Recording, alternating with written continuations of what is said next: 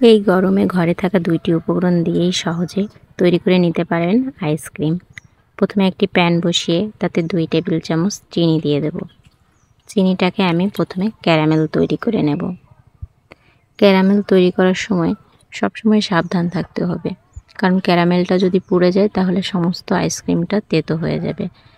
অনবরত এজন্য নাড়তে থাকতে হবে ক্যারামেল তৈরির সময়, আর সবসময় সাবধান থাকতে হবে। এই তো ক্যারামেলে এই যে কেবল কালার ধরতে শুরু করেছে, এখন এই অনবরত নাড়তে থাকতে হবে। সমস্ত চিনিটা গলে যাবে। সমস্ত চিনিটা আমার গলে গেছে। এই পর্যায়ে আমি দুধ অ্যাড করে নেব। আমি আগে থেকে প্রায় 1.5 লিটার দুধকে 1 লিটার করে রেখেছিলাম।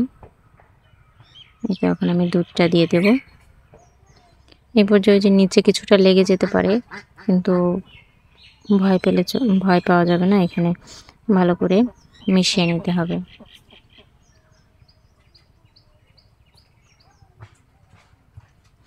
এখন আমি আরও 15 মিনিট দুধটাকে ভালো করে জাল করে নেব।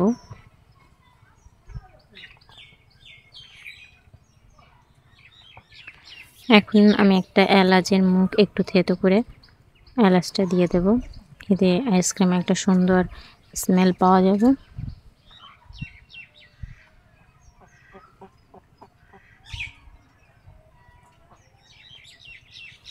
এখন আমি আলাদা একটা বাটিতে 2 টেবিল চামচ কর্নফ্লাওয়ার নিয়ে নিচ্ছি। একটু ঠান্ডা জল দিয়ে কর্নফ্লাওয়ারটা গুলে একপাশে রেখে দেব।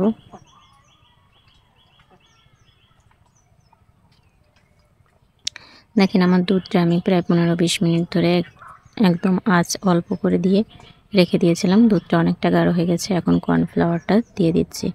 কর্নফ্লাওয়ার দেওয়ার পরে অনবরত নাড়তে থাকতে হবে, যেন কর্নফ্লাওয়ারটা জমাট বেঁধে না যায় এক জায়গায়।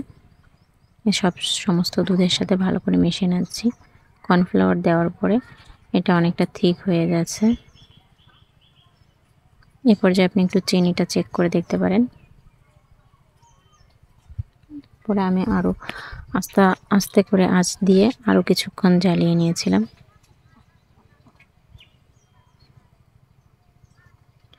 এখন দেখছি যতটা থিক হবে ততটা আইসক্রিমটা এই সময় খেতে ভালো হবে।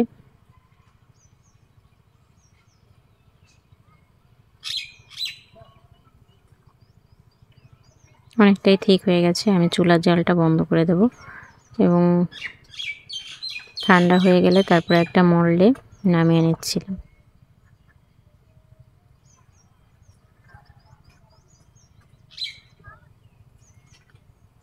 কাঠিগুলো দিয়ে আমি আইসক্রিমটা প্রায় 12 আওয়ার্সের জন্য ডিপ ফ্রিজে রেখে দেব।